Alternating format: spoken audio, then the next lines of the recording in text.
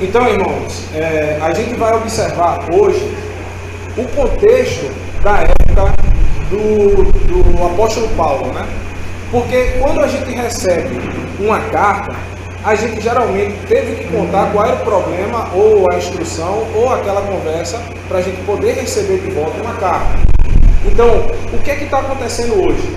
A gente está abrindo uma carta que não foi endereçada a nós e tomando para nós essas palavras e colocando de qualquer forma.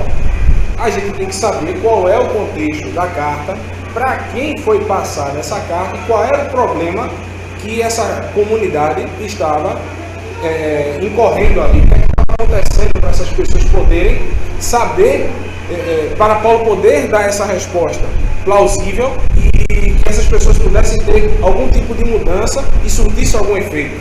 Mas o que é que está acontecendo hoje? Estão distorcendo essas palavras do apóstolo Paulo. O próprio apóstolo Pedro, disse que os indocos estavam distorcendo as escrituras e também os escritos de Paulo.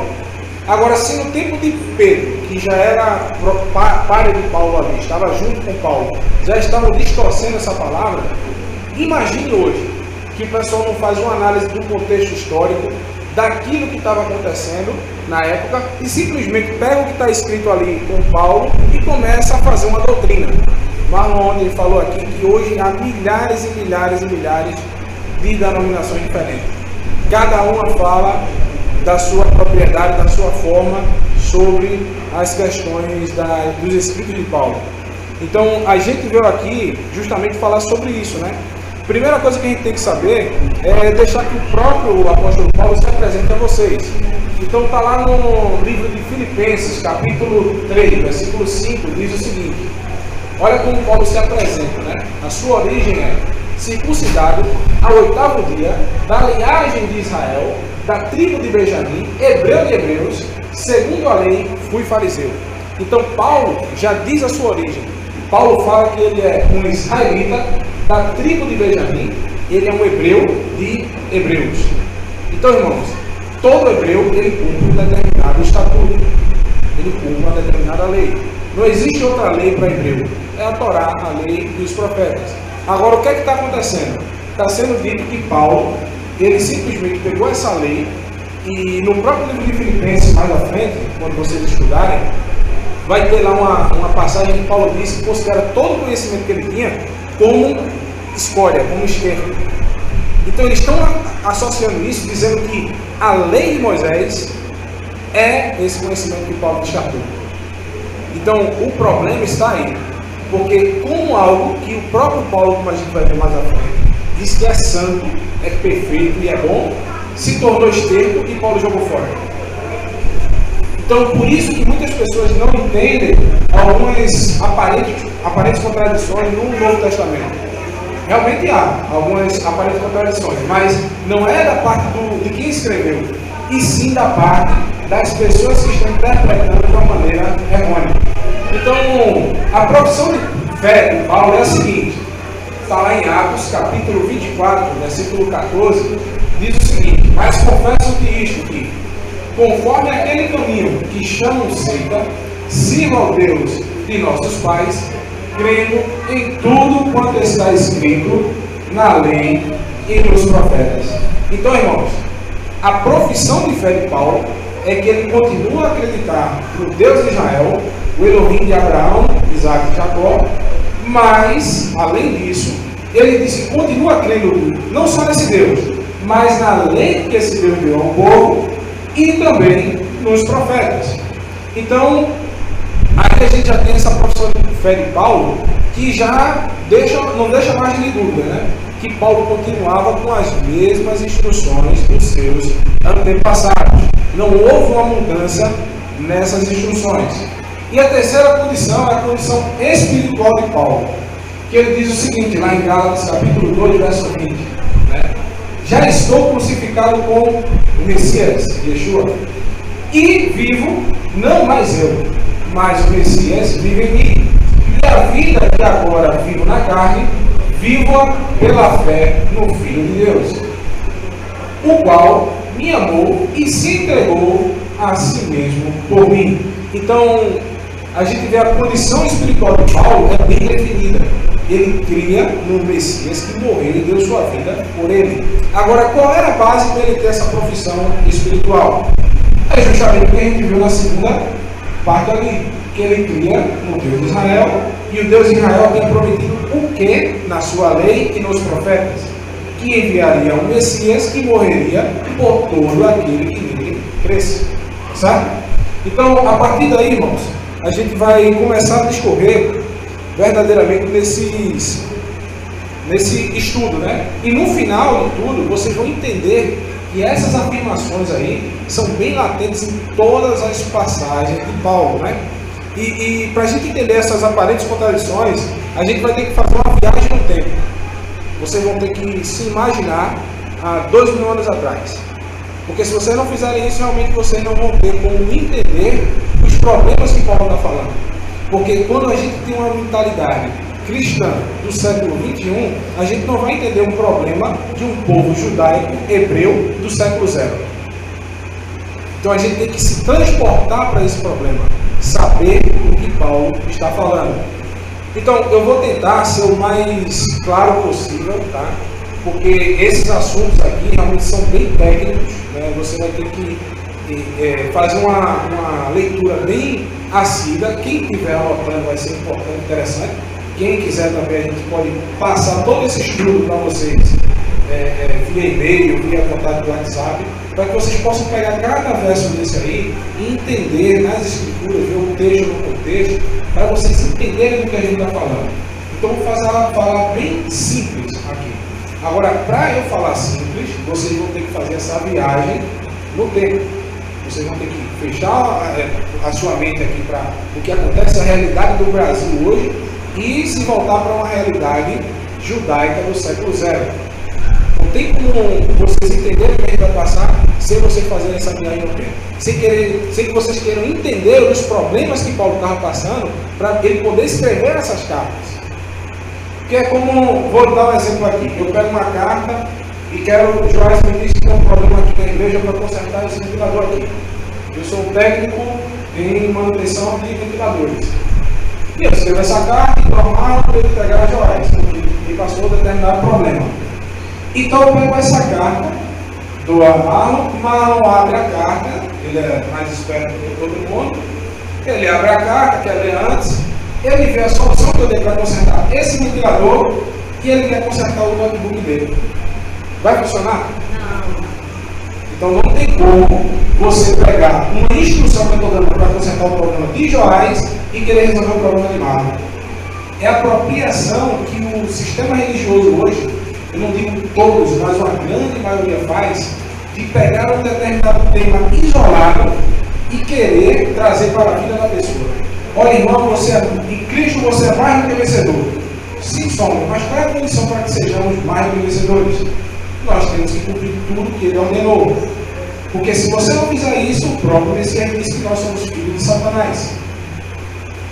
Então, é simplesmente você, vou fechar meu olho e vou ter minha fé. A minha fé é que Cristo vai me salvar. Amém? Todo mundo tem essa fé, eu creio. Até a pessoa que está aí fora se prostituindo, bebendo e fumando. Todo mundo tem a fé que Cristo vai salvar.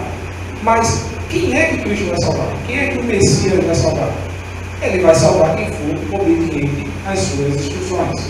Então, com essa base, a gente vai conhecer primeiramente, não Paulo especificamente, a gente vai conhecer primeiramente essas aparentes contradições que Paulo falou. Porque a primeira pergunta que nós fazemos é a seguinte: eu disse que eu não ia falar, mas muito difícil, né? Vou tentar falar um pouco para todo mundo compreender. Imagine uma situação, se alguém chega para você e diz esses dois textos aí, que estão no slide. Afinal, somos justificados pela lei, a Torá, a lei de Moisés, ou pela fé? Porque olha o que Paulo diz em Gálatas 3:11. É evidente que pela lei ninguém será justificado diante de Deus. Porque o justo viverá pela fé. Bom, ele está dizendo que ninguém será justificado pela lei. Agora, olha o que o mesmo Paulo escreveu em Romanos 2:13. Porque os que ouvem a lei não são justos diante de Deus. Os que ouvem. mas os que praticam a lei hão de ser justificados. Então, afinal, nesses dois textos aí, o próprio Paulo escreveu que é evidente que ninguém, pela lei, será justificado. E como é que o mesmo Paulo escreve que nós só seremos justificados pela prática da lei? Dá um nó na cabeça da gente, né? Que realmente, se a gente fizer uma leitura básica assim, não dá para entender. Agora, o detalhe é que se você chegar na maioria dos cultos religiosos dos pastores, quando eles querem falar da lei, ele só vai pegar Gálatas 3:11. Ele nunca vai ler Romanos 2:13. E continuando, né? E lembrando, tem um detalhe que eu escrevi aqui, que em Romanos 2, muitos vão alegar que Paulo está falando da lei de Cristo. Mas Paulo, em Romanos 2, se você fizer uma leitura básica, uma leitura simples, do verso 1 até o último verso de Romanos 2, vocês vão ver que Paulo só está falando da lei de Moisés. Ele está falando para judeus, ele está falando que a lei de Deus, se você transgride a lei de Moisés, você está desonrando a Deus. Então, se você ler todo o capítulo 2 de Romano, não tem como você fundamentar uma doutrina de que essa lei aí de Romanos 2:13 é a lei de Cristo. Não existe isso. É uma lei, realmente, a lei de Moisés. Temos outra contradição aqui. Em Gálatas, capítulo 3, verso 10, diz o seguinte, preste atenção. Um verso antes daquela primeira lei. Todos aqueles, pois, que são das obras da lei, preste atenção, está bem grifado ali em vermelho, estão debaixo de maldição, porque está escrito: maldito todo aquele que não permanecer em todas as coisas que estão escritas no livro da lei para fazê-las. Bom, o que é que Paulo está dizendo aí? Que todos os que são das obras da lei estão debaixo de maldição. É bem claro, né? Ele não está dizendo que são alguns que são das obras da lei. Paulo está citando ali que todos aqueles que são das obras da lei estão debaixo de maldição. Agora, o mesmo Paulo, com os apóstolos, todos os apóstolos, em Atos, capítulo 21, verso 20, diz o seguinte: e ouvindo eles, glorificaram ao Eterno e disseram: bem vês, irmãos, quantos milhares de judeus há que creem e todos são zeladores da lei.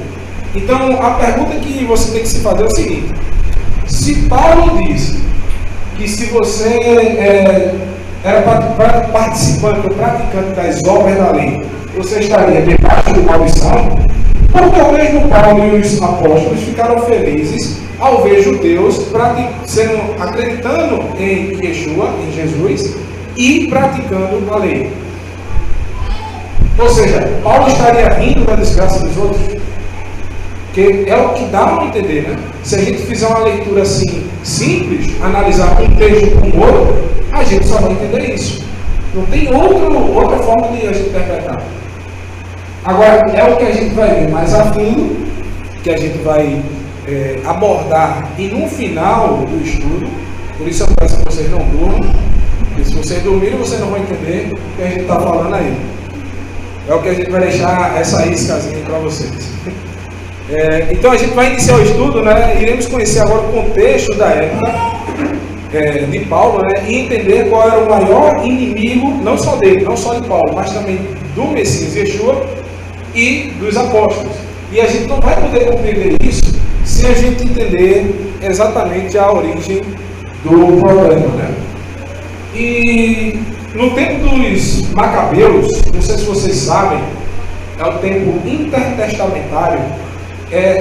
Essa página branca que vocês têm aí na divisão entre o Antigo Testamento e o Novo Testamento. Esse tempo aí é o tempo dos Macabeus. Houve uma revolta, uma invasão grega lá em Jerusalém. E essa invasão grega culminou a chamada Abominação da Desolação, onde um imperador chamado Antíoco Epifânio entrou em Jerusalém e simplesmente profanou o templo de Jerusalém. E isso culminou numa revolta chamada dos Macabeus. Feito isso, os Macabeus se revoltaram e conseguiram tirar esse povo aí invadido Jerusalém, à força, né, na luta, na batalha, e conseguiram tomar de volta a cidade. E esse grupo se dividiu em alguns grupos, né, na verdade. E eles, nessa divisão de grupos, ficou assim, como está escrito ali. Deus também transmitiu a Moisés a Torá oral, né, a Torá Shebem-Alpê, que consistem das interpretações e explicações dos mandamentos da Torá escrita. O que é que isso está dizendo? Que esses homens, esses macabeus, ao se dividir, eles se dividiram em dois grupos, três grupos basicamente, mas dois eram mais fortes, os saduceus e os fariseus. Vocês escutaram muito falar sobre os fariseus, não é isso? Era o grupo que realmente combatia o Messias e Yeshua.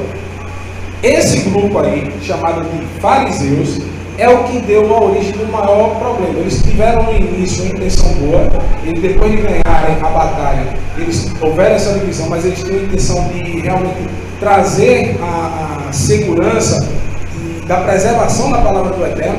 Na verdade, vocês hoje só têm uma Bíblia na mão, primeiramente pela misericórdia do Eterno, e segundo, por conta dos fariseus. Se não fossem os fariseus se rebelando contra Antíoco Epifânio, simplesmente ninguém tinha uma escritura na mão. Porque eles é que preservaram os rolos da Torá que chegaram até o tempo do Messias. Então a gente vê que até na maior desgraça a gente tem alguma coisa boa. Então, vamos explicar mais detalhadamente, né? No tempo dos macabeus, eles se dividiram em dois grupos distintos. Os sacerdotes passaram a formar o grupo dos saduceus, ou seja, os mais importantes, né? Os escribas, que eram chamados Hatzadim, no tempo do século II a.C., passaram a ser chamados do grupo dos fariseus.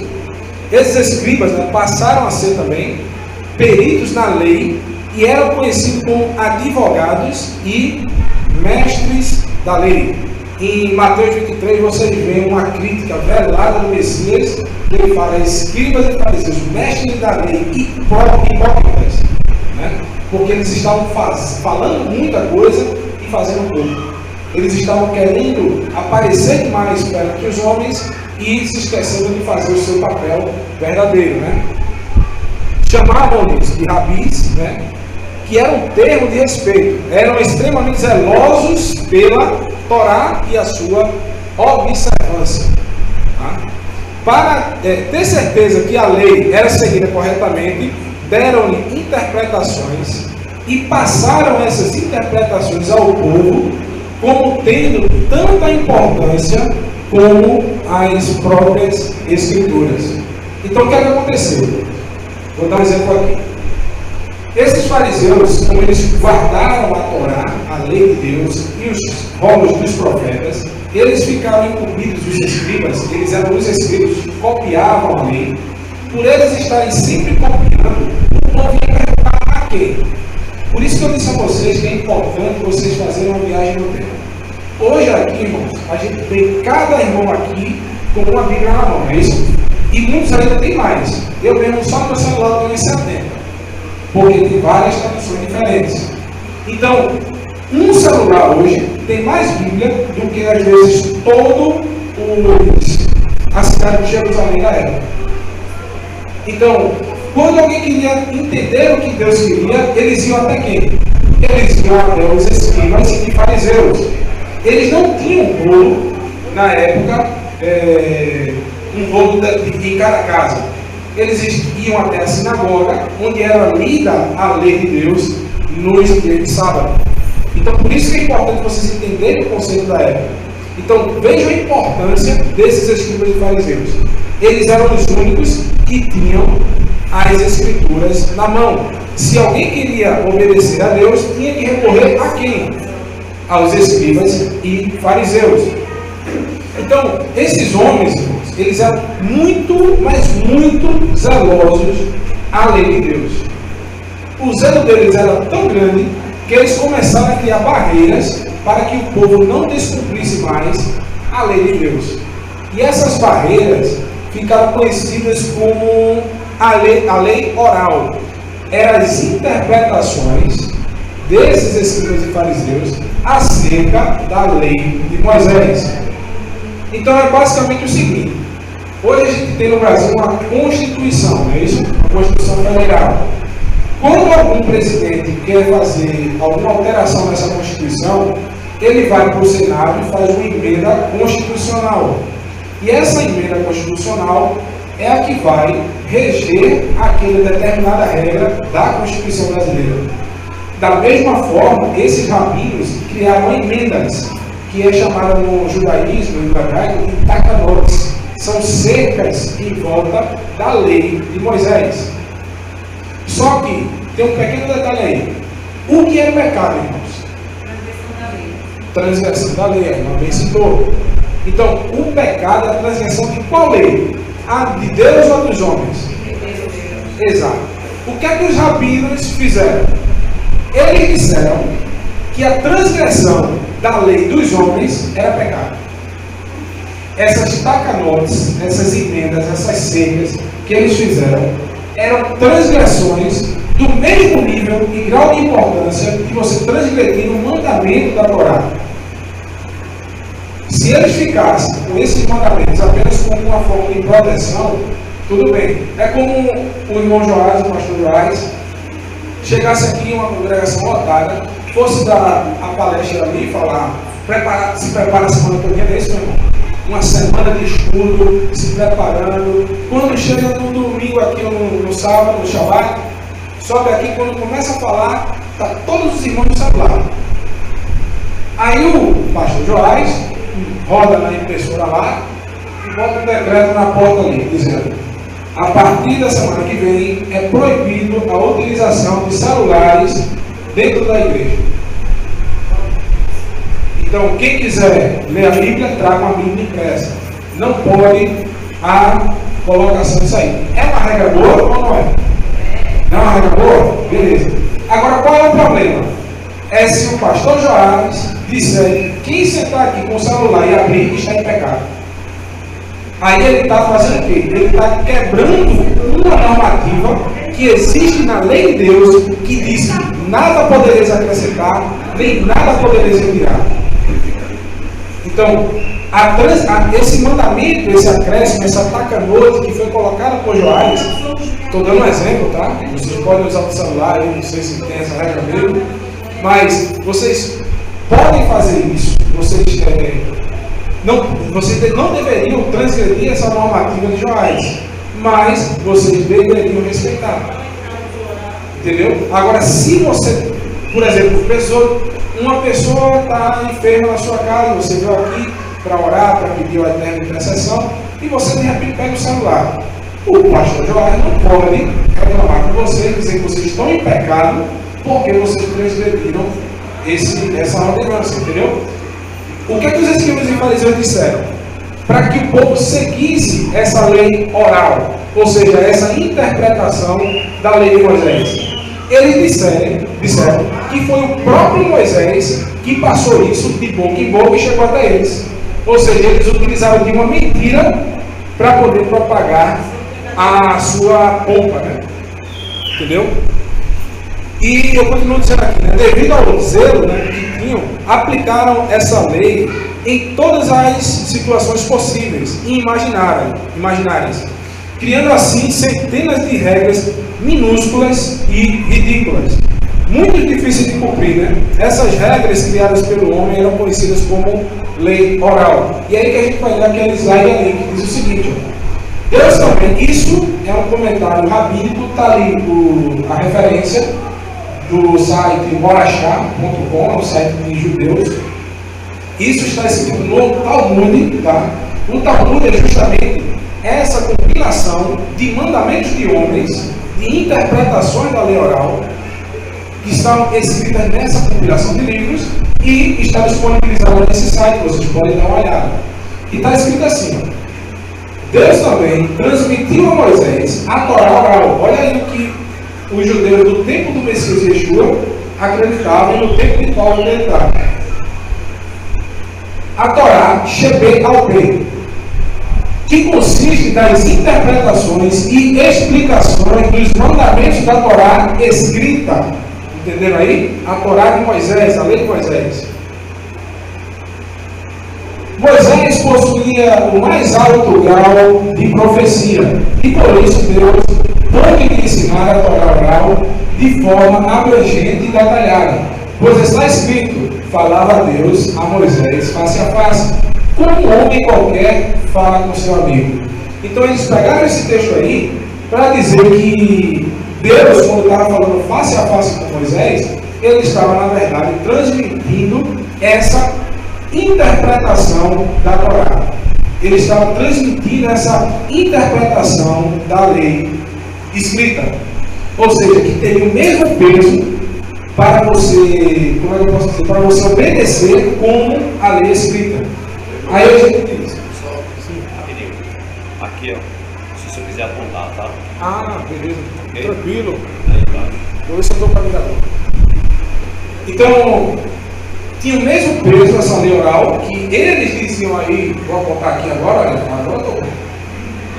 Em Êxodo 33, verso 11, que Moisés recebeu essa instrução de Deus, essas interpretações da lei oral. Ao mencionar especificamente a transmissão da Torá oral, Deus disse: boca a boca fala com ele claramente e não por enigmas. Outra referência, Números 12, verso 8. E está lá nesse site aí, bora achar, tá bom? Agora tem um pequeno problema, né? Veja o que está escrito aqui na Torá verdadeira. Êxodo 24, 3, 4 e 7 vai dizer o seguinte: veio, pois, Moisés e contou ao povo todas as palavras do Senhor. Ou seja, Moisés, ele não deixou uma Torá à parte, ele contou tudo. É isso? E todos os seus estatutos. Então o povo respondeu em uma só voz e disse: todas as palavras que o Senhor tem falado, faremos. E em Êxodo 24, 4, diz o seguinte: Moisés escreveu todas as palavras do Senhor. Então, todas, irmãos, não é uma parte. Então Moisés não recebeu uma Torá oral e transmitiu boca a boca. Tudo que Deus falou com ele, tudo ele escreveu. Então não ficou nada assim enigmático, nada escondido, que os rabinos mais acima disseram ali. Ali é uma interpretação própria, porque o que a Torá diz é que tudo Moisés escreveu para o povo, e tudo está escrito na mão de vocês aí. Não tem nada escondido, entendeu? Continuando, né? E levantou-se pela manhã, madrugada, e ficou um altar no pé do monte, e 12 monumentos, segundo as 12 tribos de Israel. Agora veja aí como o irmão passou ontem aqui. Existem 13 tribos aí, 12 tribos, é isso? E no verso 7 diz: e tomou o livro da aliança e leu aos ouvidos do povo, e disseram: tudo que o Senhor tem falado faremos e obedeceremos. Agora, ele tomou o livro da aliança e mais alguma coisa? Somente o livro da aliança. As instruções, irmãos, eram um conjunto de juízes, 70 anciões que julgariam o que estava escrito. Agora, lógico, vou dar um exemplo. Um irmão roubou uma galinha do outro irmão. Aí os 70 se reuniam e davam uma sentença. Aí vinha outro irmão e roubou uma galinha também, na mesma situação. Eles precisavam se reunir de novo para dar a mesma sentença. Isso é conhecido hoje como jurisprudência. Uma jurisprudência é, quando já foi dado o decreto, eles podiam sim anotar aquilo ali e dar a mesma sentença de novo, para não haver um custo, um julgamento, perda de tempo. Ter uma jurisprudência não quer dizer que aquilo ali não possa ser nunca quebrado e que essa jurisprudência seja um pecado. Ou seja, se você transgredir a jurisprudência, você está em pecado. Você só está em pecado, irmão, como a irmã citou ali, quando você transgride a lei de Deus. Certo? E pagou aqui. Deve botar uma água.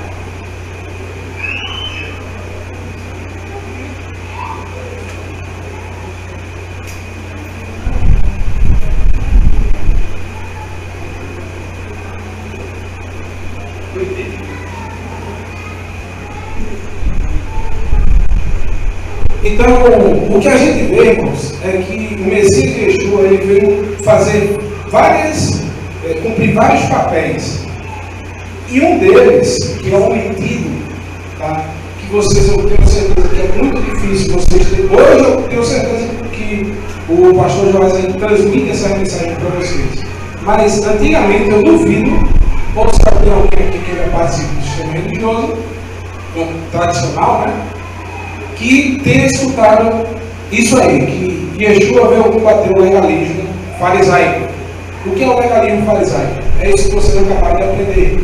Que homens simplesmente criavam leis a mais e diziam que foi Moisés que passou. Isso é o legalismo. Eles utilizavam, por exemplo, Moisés como se ele desse um crivo para aquilo que eles estão inventando. Entendeu? Como se fosse uma autoridade que estivesse dando uma cobertura para eles. E essa lei oral, né, ganhou uma proporção enorme no primeiro século, né, tornando praticamente impossível cumprir os mandamentos descritos na lei de Moisés, tanto que em várias vezes Yeshua apareceu criticando essas tradições, tá certo? Notem aí em Marcos capítulo 7, verso 5, diz o seguinte: depois perguntaram-lhe os fariseus, olha eles aí, e os escribas, por que não andam os teus discípulos conforme a quê? Tradição dos antigos. Que tradição é essa? A lei oral. O Talmud, que é conhecido hoje no judaísmo, que é conhecido como legalismo farisaico. Mas comem pão com as mãos por lavar. Então, irmãos, não tem isso na lei de Moisés, tá? Que você seria obrigado a lavar as mãos de uma forma rabínica. Se depois vocês, se vocês quiserem pesquisar, como é essa forma de lavar as mãos? Não é simplesmente você entrar no banheiro e lavar a mão. Você tem um ritual para lavar a mão. Então, toda vez que você se levantar, você tem que lavar a mão conforme esse ritual, fazer uma oração. Se você for comer alguma coisa, tem que lavar a mão, fazer esse ritual e lavar. Se você, por exemplo, voltou de algum local, ao entrar em casa, a primeira coisa que você tem que fazer é lavar a mão, fazer essa oração e tudo mais. Então, praticamente, eles lavavam as mãos várias e várias vezes por dia. Agora eu pergunto, lembra do que eu disse? Transforma sua mentalidade para um Israel do século zero. Lavar as mãos hoje, com uma pia aqui do lado, é bom demais. E para você tirar talhas e talhas de água de um local distante, para ficar lavando a mão o dia todo. Só fazia, irmãos, quem era fariseu. Por isso que o povo não conseguia cumprir essa lei. Então o Messias veio combater exatamente esse mandamento aí, que estava sufocando o povo se sentia pecador. Imagine você imaginar o seguinte: poxa, eu não consigo obedecer ao Deus de Israel, não consigo lavar minhas mãos o dia todo. É um peso, não é? Por isso que o Messias disse que o meu fardo é leve, não é pesado. Ou seja, ele estava tirando esses pesos que os fariseus estavam colocando. E no verso 6,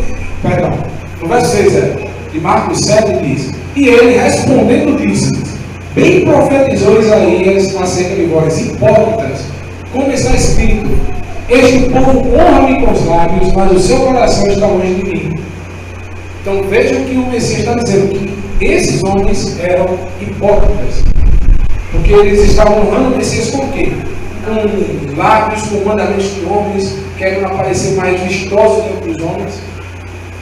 Em Marcos 12, verso 2, diz o seguinte: os fariseus vendo isso, disseram-lhe: eis que os teus discípulos fazem o que não é lícito fazer no sábado. Veja outra tradição, tá? E estava ali um homem que tinha uma das mãos mirrada, em Mateus 12, 10, diz o seguinte: e eles, para o acusarem, o interrogaram dizendo: é lícito curar nos sábados? Então, a pergunta que a gente tem que fazer é o seguinte: ó, no dia de sábado, né, os fariseus criaram 39 mandamentos. Porque no sábado, irmãos, Deus disse o seguinte: ó, se o irmão Joás trabalha na prefeitura, no dia de sábado ele não pode trabalhar. Se o irmão Marlon aqui trabalha vendendo perfume, no dia de sábado ele não pode vender perfume. Você não pode ter ganhos com fins lucrativos, nem para edificação própria. Por exemplo, construir uma casa no dia de sábado, a sua casa, você não pode fazer isso. É um dia voltado à adoração a Deus, que você possa louvar ao Eterno e que você possa olhar para a obra da criação do Eterno. E qual é a coroa da obra da criação do Eterno? O homem. Então eu digo que você vai parar de fazer suas atribuições cotidianas e edificar a si mesmo como trabalhando financeiramente, trabalhando para você e trabalhar para o seu próximo, que você possa olhar para o seu próximo. É esse o mandamento de Salmo da sua vida. E não acender fogo nas suas casas. Só isso. Apenas isso. Só que os fariseus, eles criaram, além desses 3 mandamentos simples, 39 mandamentos. Agora, preste atenção, tá? Essas tradições, né, ordena que em caso de um... Veja uma das tradições, uma dessas 39 mandamentos. Em caso de um desmoronamento, não está escrito aí, mas em caso de um desmoronamento de uma casa no dia de sábado, e alguém que foi soterrado não tiver em risco de morte, ele deverá esperar que termine o sábado para que seja socorrido. Então, imagine uma situação: caiu uma casa, aí o cara está lá preso com a perna, a pessoa vê que ele não vai morrer. Não, irmão, é sábado, vamos aguardar um pouquinho, que daqui a pouco a gente vai socorrer ali. Deixa eu dar o pôr do sol, a gente está louvando a Deus aqui. Você acha que esse cara iria gostar desse Deus? Não. Então, esse é apenas um dos 39 mandamentos que é escrito no sábado. Outro mandamento que vai justamente bater nisso aqui, ó, esse segundo verso aqui, que diz o seguinte: que existia um homem como Mirrado, e o Messias curou no dia de sábado para mostrar a esses homens que Deus também é um Deus de cura até no dia de sábado. Um dos mandamentos do dia de sábado, da tradição oral, que até hoje persiste, é o seguinte: se o seu filho tiver com dor de cabeça ou com febre, você vai dar um comprimido para ele de, vamos supor, de 500 miligramas. Em vez de você dar um comprimido de 500 miligramas, você vai dividir em 4 partes esse comprimido e vai dar só uma dessas partes para a criança. Para que ele não fique totalmente curado no dia de sábado. Ele só possa ser curado depois do dia de sábado. Então, eram esses mandamentos que persistiam no primeiro século, no tempo de Yeshua, no tempo de Paulo. Tá certo? Então, vocês podem pesquisar também. Tem nesse estudo a referência, vocês vão ver ensaios rabínicos, na tradição do Talmud, na tradição oral, vocês vão ver esses mandamentos criados pelos rabinos. Tá? Em Mateus 15, verso 3, diz o seguinte: ele, porém, respondendo, disse-lhes: por que transgredis vós também o mandamento de Deus pela vossa tradição? Então veja o grau de importância. Eles estavam deixando de cumprir os mandamentos de Deus para cumprir a tradição de homens. Então, vocês estão notando uma coisa, irmãos? Eu disse que vocês iam descobrir o verdadeiro Paulo. Eu até agora não falei de Paulo. É isso? Por quê? A gente, se não entender o contexto da época, jamais a gente vai entender Paulo, né? A falsa acusação. Isso aqui é importante vocês entenderem também. Em João capítulo 5, né, a gente vê um detalhe importante, né, que Yeshua cura um homem no sábado e ordena que ele carregue o seu leito. Né? João 5,9 diz o seguinte: logo aquele homem ficou são e tomou o seu leito e andava. E aquele dia é o quê? Sábado. Agora a pergunta é o seguinte: se vocês veem uma pessoa conhecida, sei lá, 38 anos, enfermo, sem poder andar, e de repente no dia de sábado você vê esse cara com enxada na mão trabalhando numa casa, você vai ficar triste ou feliz?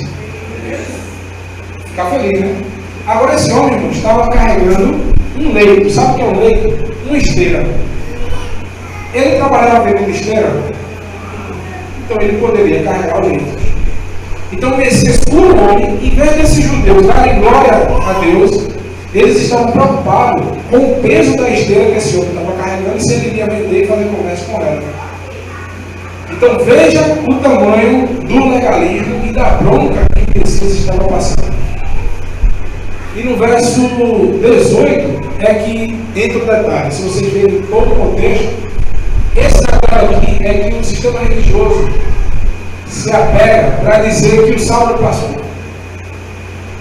João 5,18 diz o seguinte: ó, por isso, pois, os judeus, olha quem estava dizendo isso, não era ninguém, eram os próprios judeus que eram dissimulados e falsos.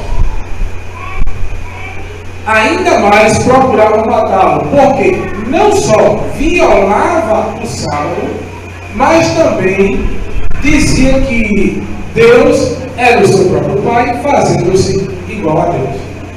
Então, o ponto é o seguinte, irmãos, essa palavra violava aqui, olha o que o tradutor João Ferreira de Almeida, hoje em dia muitas pessoas descem a lenha no sistema convencional religioso, mas utilizam a Bíblia, João Ferreira de Almeida, e diz isso aqui, ó.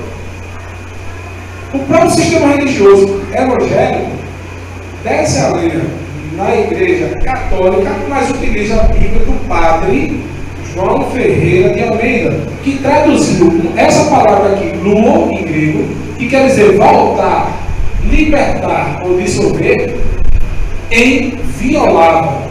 Olha as três palavras que ele podia usar: soltar, liberar ou dissolver.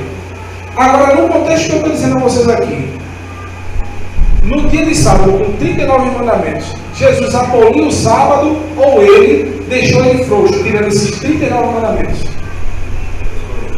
Ele libertou o sábado, libertou o sábado. Só com uma tradução, com uma palavra, você consegue entender muito. A definição mais correta dessa alegação que Yeshua transmitiu o sábado era que ele simplesmente tornou o sábado solto, livre, desamarrado, frouxo, que não, e não que ele era transgressor, como o padre traduziu, violável, aqui, entendeu? Pois quando algum cristão diz que Yeshua transgrediu o sábado, essa pessoa, irmãos, está dizendo que Yeshua é um falso profeta. Porque se Yeshua transgredisse qualquer mandamento, depois dos sinais e prodígios que ele estava fazendo, Deuteronômio, no capítulo 13, diz que se alguém se levantar no meio do povo, começar a fazer sinais e prodígios, e simplesmente disser, vamos e sigamos a outros deuses, ou seja, sigamos a outras doutrinas, é um falso profeta. Então, hoje, as pessoas fazem isso com o Messias, uma falsa acusação. Então, o próprio sistema cristão está transgredindo, chamando o Messias de falso profeta. Então, no Shabat, não se pode carregar ou transferir objetos entre um resulte Hayashik. Isso aqui é um texto desse site shabat.org, que vocês podem entrar e verificar também. Mais uma das tradições orais. Tá bom? Tudo que eu estou dizendo a vocês está com base na tradição do Talmud, da lei oral. Olha o que eles dizem no dia de sábado que você não pode fazer. Não se pode carregar ou transferir objetos entre um resulte Hayashik, domínio particular fechado como uma casa, e um resulte Hayabim, domínio público como rua. O que é que esse homem estava carregando? Um leito nas costas no meio da rua. Ou seja, os rabinos criaram o mandamento que no dia de sábado ele não poderia carregar nenhum peso na rua. Exatamente o que aconteceu. Então, esses exemplos dessa proibição incluem, veja o que é que você não pode carregar no dia de sábado segundo os rabinos: carregar algo dentro do bolso, carregar alguma coisa na mão, empurrar um carrinho de bebê ou de compras, sair com goma de mascar ou comida na boca. Então eles estão evoluindo, né?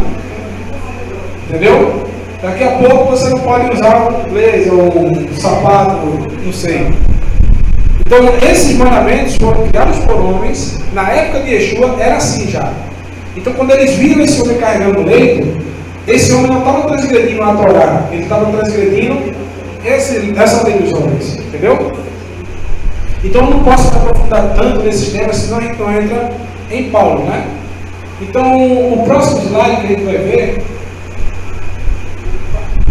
passou demais, que é esse aqui, a grande descoberta. Essa grande descoberta, irmãos, é impressionante, tá?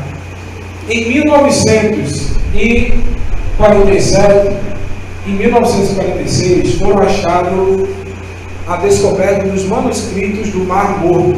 Não sei se alguém aqui já ouviu falar sobre isso, né?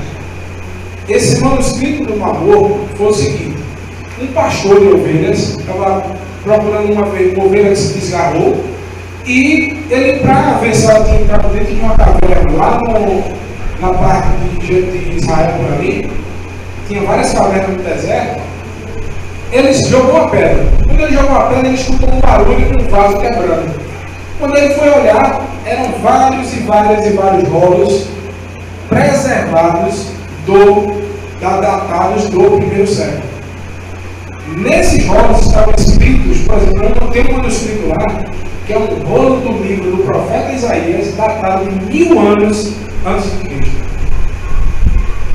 Então, nessa média assim, só rolos antigos, preciosidades. Então, são coisas que você vai observando, você vai notando. 1000 anos não, perdão, eram 500 anos de média. Entre esses rolos estava um rolo chamado as famosas obras da lei. Então, centenas de manuscritos antigos, incluindo cópias de quase todos os livros do chamado Antigo Testamento, foram descobertos dentro de grandes vasos de barro escondidos em umas cavernas, nas montanhas do lado oeste do Mar Morto. Após os testes constatados que esses documentos tinham cerca de 2.000 anos de existência. O que são as obras da lei? Nesses rolos foi encontrado um manuscrito chamado Obras da Lei. Vocês lembram que no primeiro slide, que foi no segundo, eu falei que Paulo citou um texto lá em Gálatas, capítulo 3:10, que fala que todos os que são das obras da lei estão debaixo de maldição? A teologia cristã hoje, irmãos, diz que as obras da lei é você estar cumprindo a lei de Moisés. Agora, como é que eles podem afirmar isso? Não tem base nenhuma. Eles simplesmente deduzem, essas obras da lei aqui é a lei de Moisés. Então, Cristo libertou a gente da maldição da lei de Moisés. Sem estudar a história, sem entender a história. Agora, se vocês têm alguma dúvida que vocês estão nos finais dos tempos, não tenham mais. Porque como é que o Eterno preservou esses rolos durante 2000 anos e só liberou agora nos finais dos tempos? Irmãos, a gente é a última bolacha do pacote. A gente está nos finais dos tempos. A gente vai ver em breve o Messias vindo com grande glória e grande poder. Então, irmãos, o que acontece aí? Foram achados, nesse caso, um manuscrito conhecido no campo acadêmico, isso está lá em Harvard, tá? Não está em qualquer canto, com MMT, abreviatura da expressão hebraica Mitzvah Ma'aseh HaTorah, as importantes obras da lei. Destaque, olha o que tem vermelho: importantes obras da lei. O Talmud, irmãos, é simplesmente uma compilação da lei oral. Só que esse Talmud só foi compilado 400 anos depois de Cristo.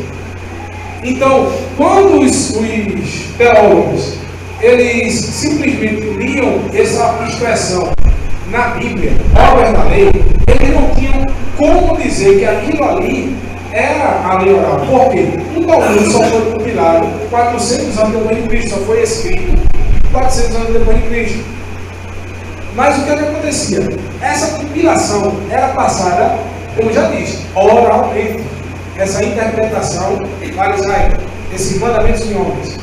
Mas depois de 400 depois de Cristo, alguns rabinos resolveram passar por papel. Mas ela já existia no tempo de Paulo. Só que, depois dessa descoberta do Mar Morto, foi visto que essa lei oral já estava assim sendo escrita e já corria na época de Paulo, esse manuscrito aí, as importantes obras da lei, que é conhecido hoje como Talmud, que é a lei dos fariseus, lei de homens. Esse é o único escrito fora da Bíblia, no primeiro século, que usa a expressão obras da lei. Antes da sua descoberta, essa expressão só aparecia nas cartas do apóstolo Paulo, onde severas críticas são feitas às obras da lei. Gálatas 2,16, Gálatas 3,10, Romanos 3, do 20 ao 27, entre várias outras coisas. Nesse manuscrito relatam várias interpretações orais dos rabinos da época, desde o calendário, as festividades extra-bíblicas, como também a purificação ritualística, como o lavar de mãos, o tevilá, que é o batismo, entre outras coisas. Então, irmãos, a gente vê que isso não veio do nada. Paulo não poderia criticar determinada coisa. Lembre-se, você não pode interceptar uma carta de uma pessoa e utilizar essa carta para resolver o seu problema. Entendeu? Vocês têm que fazer de uma forma, só podem fazer isso diretamente com a pessoa interessada na carta. Então, como é que a gente vai saber o que Paulo está escrevendo? Sabendo o contexto da época. Certo?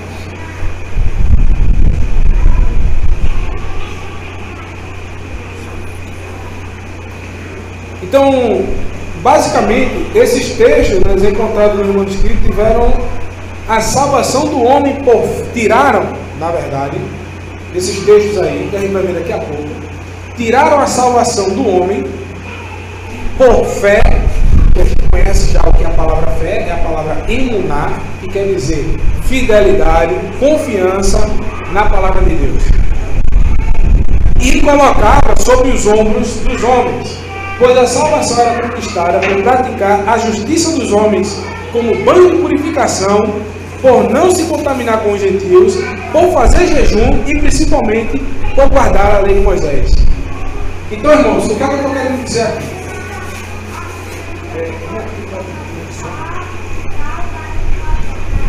Então, o que eu estou querendo dizer aqui? Que simplesmente a lei de Deus, irmãos, ela não tem um intuito de salvar. A lei de Deus não vai salvar você. Pode ser duro, como eu estou dizendo aqui. Ninguém aqui vai ser salvo porque guarda um sábado, porque não come alimentos impuros, porque ajuda o seu irmão. Ninguém vai ser salvo por causa disso. Só tem uma forma de você ser salvo. Foi pagar na cruz. Não tem outra forma. A salvação vem de Deus. Agora, o que é que os manuscritos do Namoro diziam? Que se você praticasse a lei de Deus, Deus estava obrigado a lhe salvar. Então, eles tiraram o peso da salvação da cruz, do Messias, e colocaram nas costas do homem. Agora, quem aqui é capaz de guardar toda a Torá sem transgredir um mandamento? Ninguém. O que é que o Messias nos promete? Que se nós tentarmos e não transgredirmos, quando nós falharmos, ele será o nosso advogado. Exatamente. Ele é o nosso advogado. Agora, o encargo da salvação, irmãos, não está com você, você guardar a lei. A salvação está no eterno. Todos os que vieram antes do Messias, como é que eles foram salvos? Se eles não conheceram a Deus. Eles confiavam no Criador. Davi, quando ele escreve seus salmos, ali são orações de Davi. Os salmos, ele simplesmente expressa que Davi confiava em quem? Na sua própria justiça ou na justiça de Deus? Na justiça de Deus. Agora, os escribas inverteram o papel, eles esqueceram de ler os textos. Porque os textos nunca disseram que a Torá foi dada para que o homem fosse salvo por ela. Mas Deus promete que quem aguardasse estaria com a vida eterna. Porque o eterno se agrada da pessoa e dá a vida eterna porque ele quer dar. Então, o problema todo estava nisso, que os homens essa lei oral, eles simplesmente tiraram a salvação que vem de Deus e colocaram nas costas dos homens. Entenderam aí?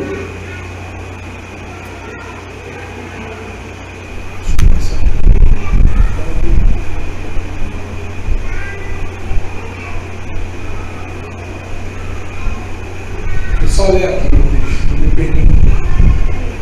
Passou. O conteúdo das obras da lei é exatamente isso. Diz o seguinte: agora escrevemos a vocês alguma das obras da lei. Isso é o conteúdo do manuscrito, tá? Está aqui a referência do manuscrito, para quem quiser procurar, tá bom? Diz aqui, ó, agora escrevemos para vocês algumas das obras da lei, aquelas que determinamos, olha quem determinou, os homens, que fossem ser benéficas a vocês e deverão ser reconhecidas por vocês como justiça. Então eles tiraram a justiça de Deus da jogada e colocaram a justiça dos homens. Entendeu? E está dizendo aqui embaixo também, outro verso, e que vocês têm feito o que é correto e bom perante a ele. Ou seja, eles disseram que a justiça dos homens era certa e não a justiça de Deus, e que isso era bom perante ele quem? O Eterno. Entendeu? Os Matzeh Maaser HaTorah são a base para as takanotes. Lembra do que eu disse? As emendas rabínicas, as secas? Isto é, emendas à Torá feitas pelos rabinos, e a autora do Tracy Rich, no seu livro Judaísmo 101, isto é, o ABC do judaísmo, admite na seção em que descreve a lei judaica. Veja o que essa autora diz no seu livro, um livro bem conceituado no judaísmo. A Halahá, que é o caminho, qual o caminho que Deus deu ao homem? As instruções, os mandamentos. O Messias disse outra vez que ele é o caminho, a verdade e a vida. Só que o Messias é o quê? A palavra de Deus feita em carne. Então, se ele é a Torá feita em carne, por isso que ele é o caminho, ele é a verdade e ele é a vida. Só que olha o caminho que esses homens inventaram.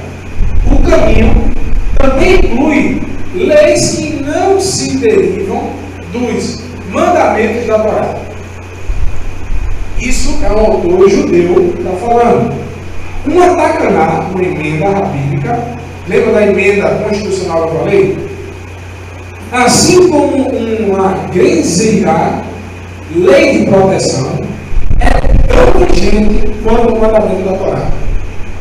Então, isso aí, irmãos, permeia até os tempos de hoje. Entenderam? Então, esses homens acreditam que os mandamentos que os rabinos inventaram têm a mesma proporção, validade e peso do que os mandamentos dados pelo Criador bendito. Aqui a gente vê, né, os inimigos de Paulo sair das páginas do Novo Testamento e materializando-se em figuras históricas, ao dizerem que os atos humanos poderiam justificar o homem diante de Deus. Você já está começando a imaginar a cena, o contexto da época, a história. Paulo lutando contra esses homens, contra essas pessoas que estavam criando mandamentos e mais mandamentos, colocando peso nas costas dos homens. E diz o seguinte, ó, entendendo o erro, agora a gente vai começar a entender o erro desses homens, tá? Em Lucas 16:15 diz o seguinte, ó, e disse-lhes, vós sois os que vos justificais a vós mesmos diante dos homens. Está claro aí para vocês? Mas Deus conhece os vossos corações, porque entre os homens, o que entre os homens é elevado perante o Eterno é uma abominação. Olha o que está escrito em Deuteronômio 4:2, o mandamento que eu falei para vocês. Isso aqui, irmão, blinda a Torá. A lei de Deus, ela não pode ser acrescentada a nenhum mandamento, nem pode ser retirada em nenhum mandamento. Porque é o seguinte, 10 litros de leite puro, eu sempre dou esse exemplo. Você tem 10 litros de leite puro dentro de um pote, você vai servir aqui para os irmãos. De repente chega uma pessoa e pega 1 ml de veneno e coloca dentro. Acontece o quê? Acaba com todo esse leite puro. A palavra de Deus, irmãos, é um leite puro. Se você acrescenta 1 ml, acabou. E se você retira um componente que deixa esse leite puro, ele torna azeite. Então, da mesma forma, é o mandamento de Deus, Deuteronômio 4, verso 2, diz o seguinte: não acrescentareis a palavra que vos mando, nem diminuireis dela, para que guardeis os mandamentos do Senhor vosso Deus, que eu vos mando. Então, irmãos, na parábola, né, do mordomo infiel, que é o que eu li mais acima ali, Lucas 16:15, diz o seguinte: ó, o Messias faz uma analogia do que estava acontecendo. O sistema religioso da época colocou vários mandamentos a mais, como emendas à lei de Moisés, conhecida como Takanotes, as quais estavam ofuscando a Torá. Logo, quando Yeshua vem trazer uma mensagem para que isso fosse retirado, o dever desses mordomos infiéis era de retirar o peso das costas do povo e admitir o seu erro, pois a palavra é clara, né? Deuteronômio 4:2. Então, na parábola do mordomo fiel, você vê hoje as interpretações. Eu já tive a oportunidade de pesquisar interpretações sobre essa parábola. Realmente aparecem aberrações, como que até o Eterno aprovava um homem extorquir dinheiro, ou roubar, ou ser infiel. Mas se você observar a analogia que o Messias está falando, é bem simples, irmão.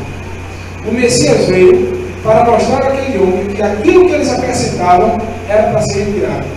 Então eles deviam correr e chamar todos aqueles que eles devem, para não simplesmente tirar tudo aquilo que eles tinham acrescentado e devolver o que era da parte correta, aquilo que o Eterno tinha deixado, que é os seus mandamentos. Então era preciso tirar o acréscimo e deixar a palavra de Deus pura. Sendo assim, irmãos, o profeta Isaías já havia profetizado porque por motivo da desobediência, a consequência disso seria que a palavra do Eterno ficaria pesada e cheia de mandamentos. Agora, olha o que está escrito em Isaías 28:13. Assim, pois, a palavra do Senhor lhe será mandamento sobre mandamento, mandamento sobre mandamento, regra sobre regra, regra sobre regra, um pouco aqui, um pouco ali, para que vão e caiam para trás, e se quebrantem e se enlacem e sejam presos. Ficou claro? A consequência dessa desobediência dos homens seria acréscimos, eles iam ficar tão cheios de coisa que ia se enlaçar para alguém cair para trás. Já estava profetizado isso aí.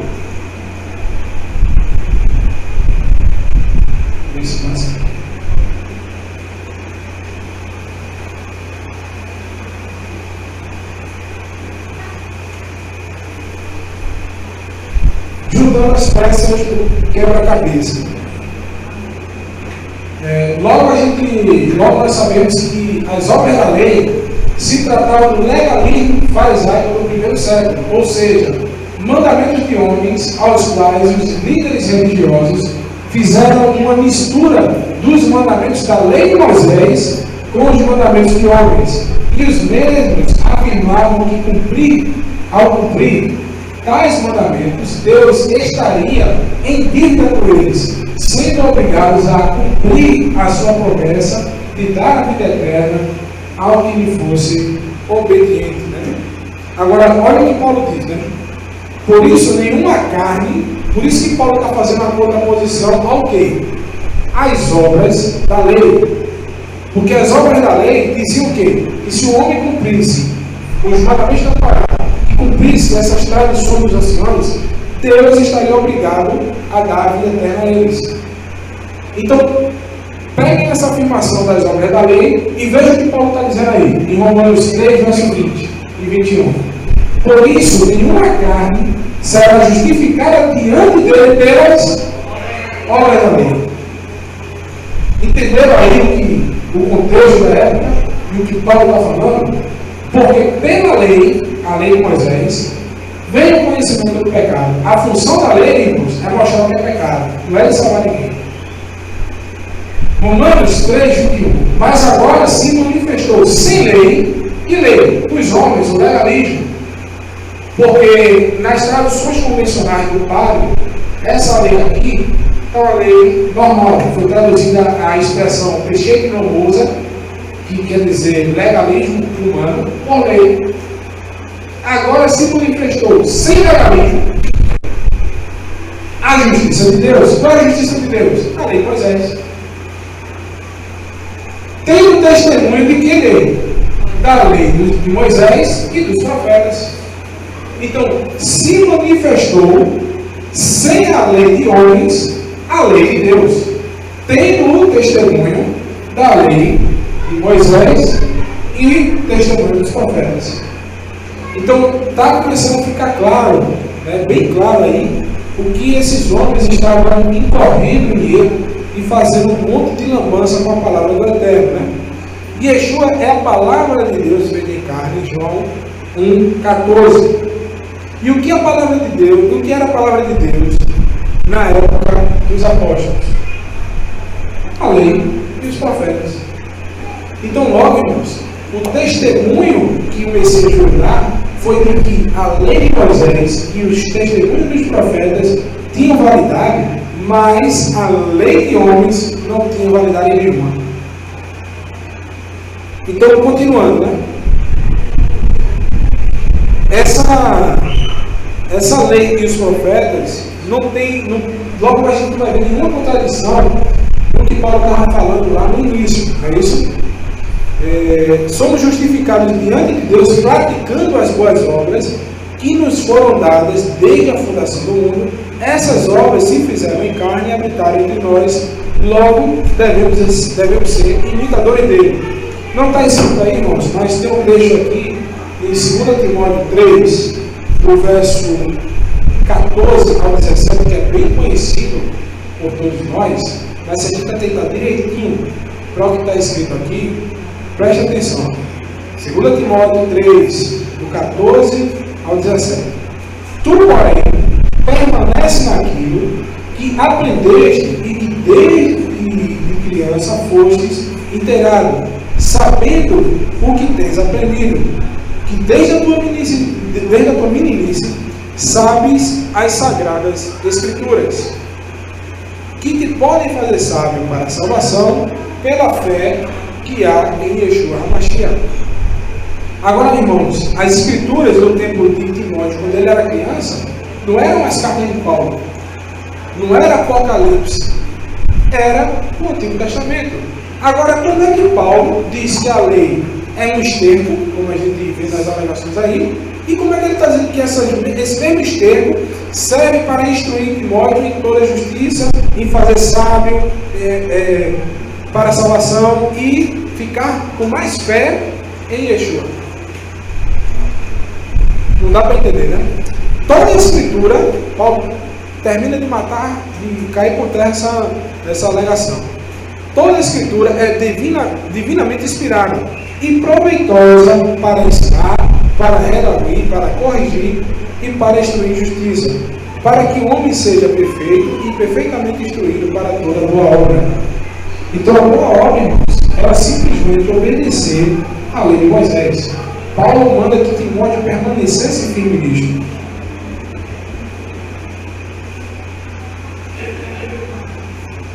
Então, irmãos, a gente vai cair as escamas, né? Vai cair as escamas aí. Então, vamos começar a interpretar alguns textos, tá? Com base no que a gente viu aqui, as obras da lei são o quê? É a lei de Moisés? Não. As obras da lei são o quê? Mandamentos de homens, legalismo, farisaico, um monte de leis que os rabinos inventaram. Então, vamos traduzir em texto de Gálatas 2,16. Diz o seguinte: sabendo que o homem não é justificado pelas obras da lei, mas pela fé em Yeshua HaMashiach. Temos também crido que em Yeshua, para sermos justificados pela fé em Yeshua, Messias, e não pelas obras da lei. Nós somos justificados pela fidelidade. Lembre de traduzirmos. O conceito também vai mudar um pouco para vocês, tá? Preste atenção. Vocês vão me dar as definições. O que é fé? A gente viu que a palavra emuná em hebraico é fidelidade, confiança e estabilidade. Traduz a fé por fidelidade, confiança. E Yeshua HaMashiach, Jesus Cristo, é o quê? 1 João 1,14. A palavra de Deus feita em carne. Traduz isso aqui agora. Mas pela fidelidade, a palavra de Deus feita em carne. Somos justificados por quem? Por Yeshua HaMashiach, que é a fé na palavra de Deus feita em carne. Por que eu digo isso? Porque a gente, se disser isso, numa igreja pentecostal, é capaz da casa cair. A gente transformou Jesus na palavra de Deus, na lei de Moisés e dos profetas. É isso? Mas é assim que ele se define. Não é eu que estou definindo o Messias assim. Ele diz que ele é o verbo da vida. É isso? A palavra de vida. É ele. Então, imagina aqui, ó. Vamos ler de novo. Mas sabendo que o homem não é justificado pelas obras da lei, mas pela fidelidade, a palavra de Deus, feita em carne, que é Yeshua HaMashiach. Temos também crido que em Yeshua HaMashiach, para sermos justificados pela fé que há em Yeshua, e não pelas obras da lei, porquanto pelas obras da lei, nenhuma carne será justificada. Então, o que eu pergunto é, afinal, a gente é justo, veja a contradição, pela fé em Jesus, está aqui, ó. Temos crido que em Jesus Cristo, para sermos justificados pela fé que há em Cristo. Não é isso? Justificados pela fé que há em Cristo. Isso é Paulo está dizendo. Agora, o mesmo Paulo diz isso aqui, ó. Porque os que ouvem a lei não são justos diante de Deus, mas os que praticam a lei hão de ser justificados. Então, irmãos, a gente é justificados pela prática da lei ou por Yeshua HaMashiach. Mas Paulo está dizendo, irmão, que é pela lei. Mas é como eu acabei de dizer, se vocês tiverem na sua mente que Jesus é a lei feita em carne, então acaba a contradição. Não é verdade?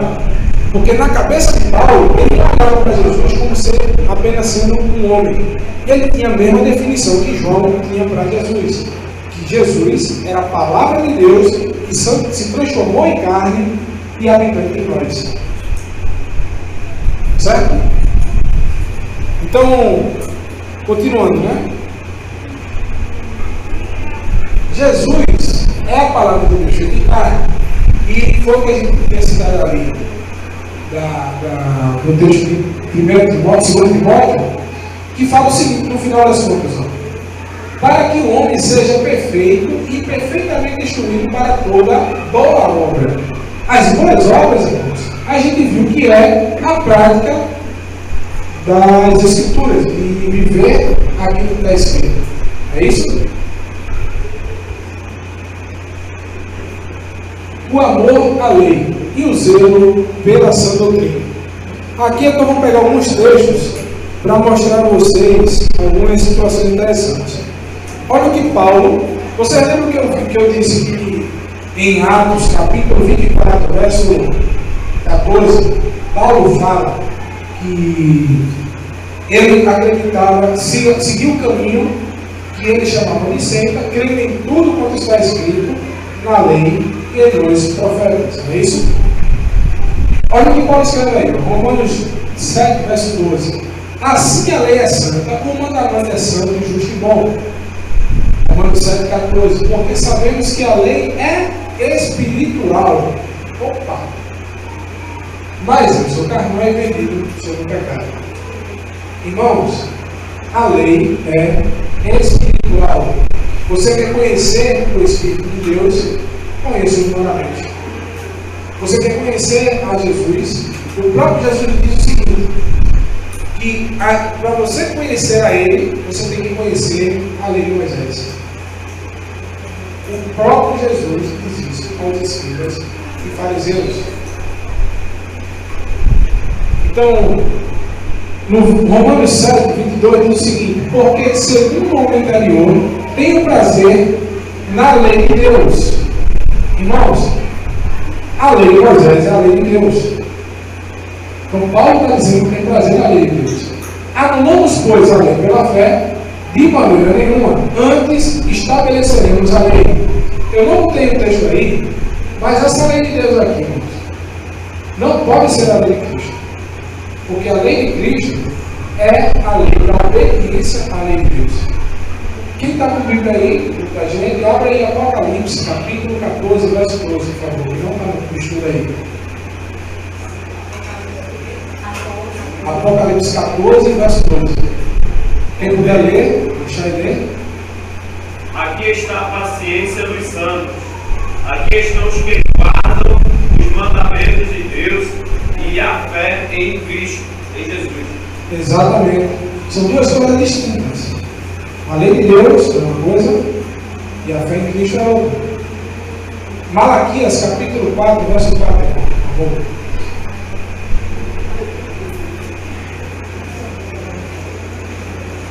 Malaquias 4, Verso 4. Ele, porém, respondendo, foi Mateus. Lembrai-vos da lei de Moisés, meu servo, que lhe mandei em Horebe para todo o Israel, a saber, estatutos e juízos. Exatamente. Lembrai-vos da lei do meu servo Moisés. A lei de Moisés, irmãos, é a lei que Deus deu a Moisés. Efésios, capítulo 6, verso 4. Muita gente tem até música, né? Que canta assim, Efésios 6 é a armadura de Deus. Agora vejam a etimologia da armadura de Deus. Estai, pois, firmes, tendo cingidos os vossos lombos com a verdade. João 17, 17, aqui está Mateus, perdão. Salmo 119, versículo 142, Salmo 119, versículo 160. O que é a verdade? A palavra de Deus. E vestir a couraça da justiça, que é a justiça de Deus. Como é que Deus vai jogar o mundo sem lei? A justiça de Deus é a lei de Deus. Tudo remete para isso, irmão. Tudo. Efésios, versículo 15, 6, 15 agora. Calçados os pés com a preparação do Evangelho, né? Que é conhecido como boas novas. A palavra Evangelho em grego é boas novas. E essas boas novas é a mesma contrária que Pedro faz uma citação na sua primeira ou segunda carta, desse verso aqui, de 40, verso 7 de Isaías, e está bem disciplinado aqui em Isaías 52, verso 7, que é o Evangelho da Paz, que é a palavra de Deus. E no verso 16 diz o seguinte: tomando sobretudo o escudo da fé, com o qual podereis apagar os dardos inflamados do maligno. Tomai também o capacete da salvação e a espada do Espírito, que é o quê? A palavra de Deus. Então, irmão, quando você quer acabar com qualquer mal, você vai usar a espada do Espírito, que é a definição da espada do Espírito, é a palavra de Deus. Inclusive, o Monte Horebe, em hebraico, tem uma raiz que é conhecida como Monte da Espada. Foi lá que foi dada a Torá. Então, o Monte da Espada, o Monte da Palavra de Deus. A espada que corta e divide as almas é a Palavra de Deus.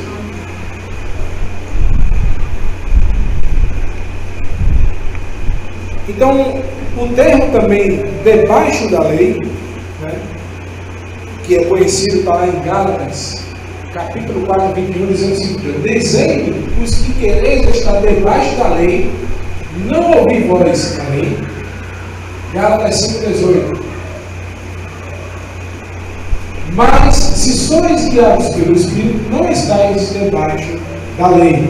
Muitos vão alegar isso para vocês aí que estão guardando nessa frente. Mas vocês vão derrubar isso facilmente. Tá? Eu também, quando li esse texto aí, eu ficava com muitas histórias. Mas hoje, graças ao Eterno, Ele vai nos dando de sempre.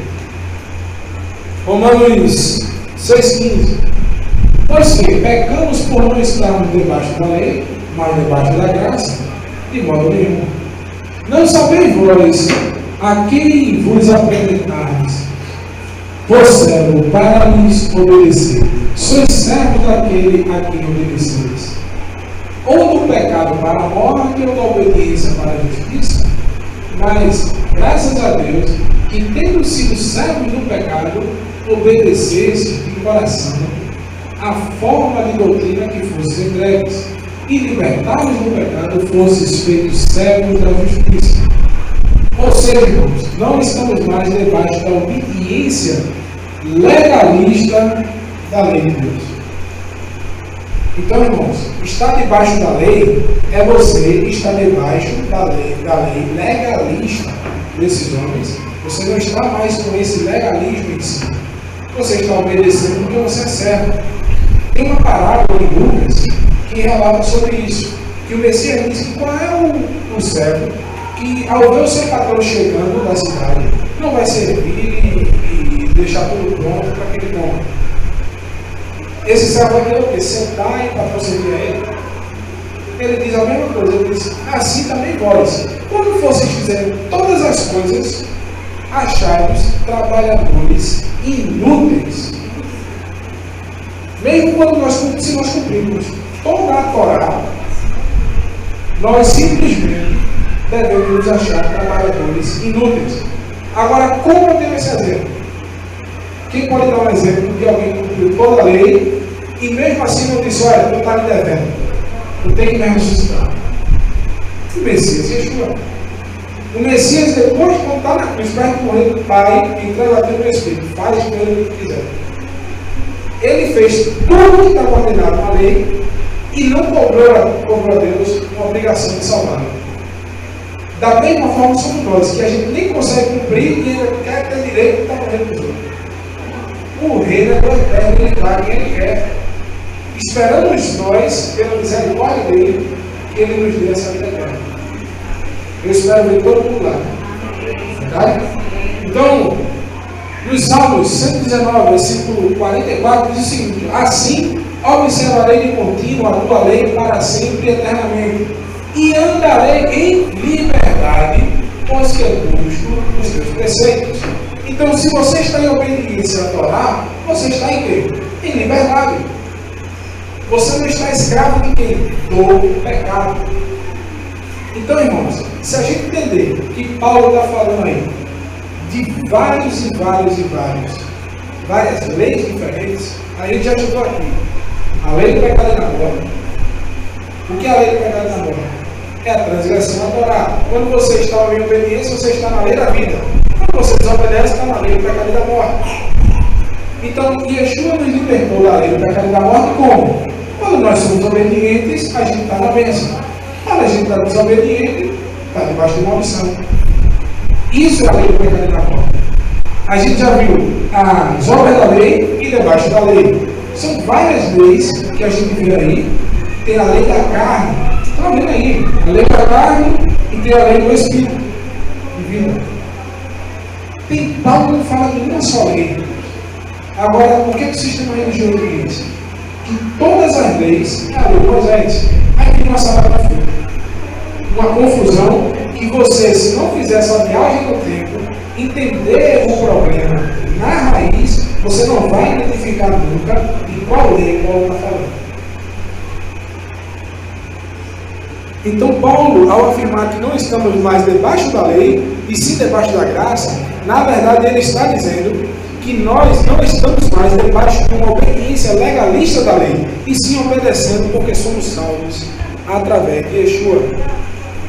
Agora aqui, irmãos, vai estar de meu apagado, mas eu vou ler aqui para vocês, aqui no computador. Isso é uma foto de um livro que eu tenho, recomendo a todos os que estão aqui. É o manual, deixa eu ler aqui direitinho, o nome é grande.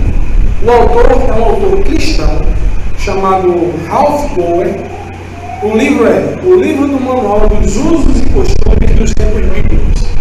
Esse livro realmente vai fazer com que você viaje no tempo. Eu recomendo a todos que vocês tenham, porque não é tão caro, mas você vai viajar e entender cada palavra que está sendo dita no Novo Testamento. Você vai entender a questão das lamparinas, a questão da forma da casa. E quando o Messias fala, João Batista fala sobre levantar, a palha voa no vento, né, e os grãos caem. Tudo isso você vai entender com fotos ilustrativas e contextos. E esse autor, Ralph Bohr, que é bastante conhecido no mundo cristão, fez um trabalho espetacular. Veja o que é que ele diz na página 239. Diz o seguinte: é difícil compreender por que havia tanto conflito entre os fariseus e Jesus. Jesus era popular junto ao povo comum, enquanto os fariseus não avançaram muito nesse sentido. Isso está lá em Marcos 12, 37, João 12, 19. O ponto essencial parece ser que na sua ânsia de viver seguindo a lei, veja só, o ponto essencial parece ser que na sua ânsia de viver segundo a lei, os fariseus deixaram de entender o verdadeiro propósito da lei de Deus. Isso é um autor cristão, irmãos. Quando Deus deu originalmente a lei, Ele o fez com um ato de graça suprema. O povo estava na escuridão, sem saber o que Deus queria. A lei dizia, isso é Deus falando, né? Esse é o meu padrão. Se viverem de acordo com Ele, vou salvá-los. Veja os exemplos na história do jovem rico, em Mateus 19, 16 ao 22. Os fariseus parecem ter tornado a lei e transformado a mesma num ato de graça em um grande fardo. Ou seja, os fariseus pegaram essa lei que seria um ato de graça e transformaram num grande fardo. É isso que você tem que fazer. Se você falhar, Deus vai castigar. Se você não falhar, então é suficientemente justo diante de Deus e Ele tem que recebê-lo. Então eles disseram que se os homens obedecessem e fossem cumprir a lei, Deus seria obrigado a recebê-los. Isso é tão diferente do que Deus pretendia que Jesus atacou a ideia. Uma linha de ataque foi mostrar que até os fariseus que viviam retamente não conseguiam guardar a lei. Eles eram corruptos, atores que não agiam de acordo com o espírito da lei. Em vista da falsa espiritualidade, sendo o centro da sua fé, eles se voltaram contra Jesus, juntamente com outros grupos. Então, irmãos, isso é um autor cristão, dizendo que a lei é um ato de suprema graça de Deus. A graça de Deus, irmãos, está em mostrar o caminho que você pode fazer para a alma. A conclusão, né? Paulo jamais falou contra a lei de Deus. Ele considera perfeita, Romanos 7,12. Também que a observância da lei nos justificará, Romanos 2,13. Também que a palavra de Deus deve ser a nossa armadura, Efésios 6. O que nós observamos é que Paulo lutar contra mandamentos de homens, coisas que ele mesmo praticava em algum tempo, e que depois de entender tudo aquilo que ele não tinha feito algum diante de Deus, ele afirma.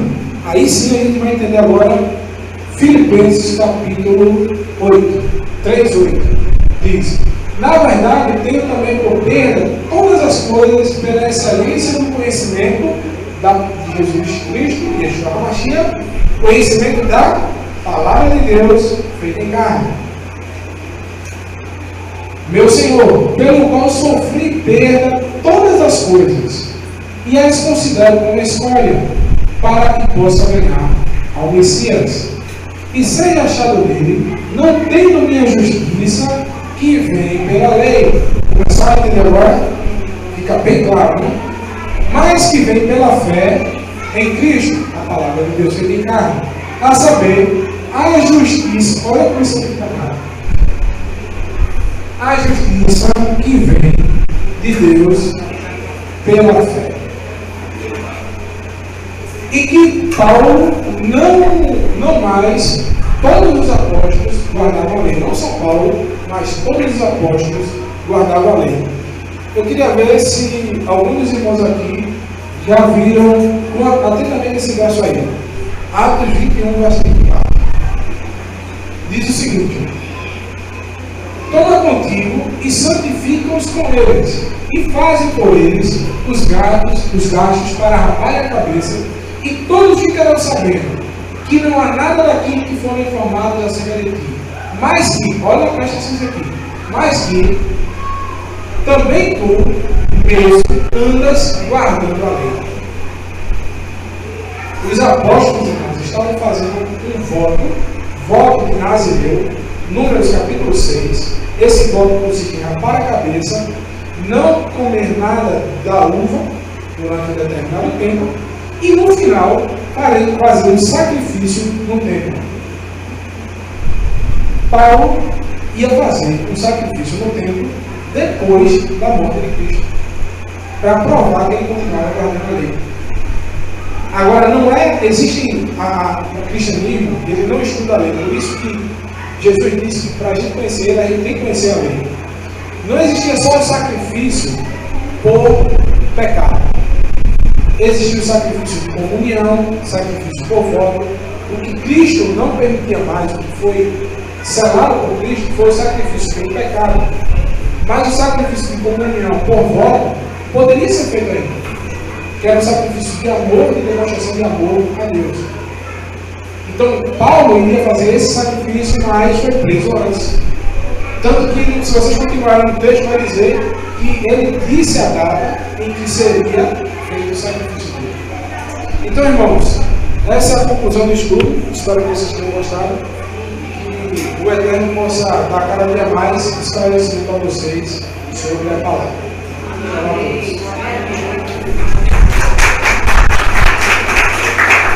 Vamos explorar aqui também.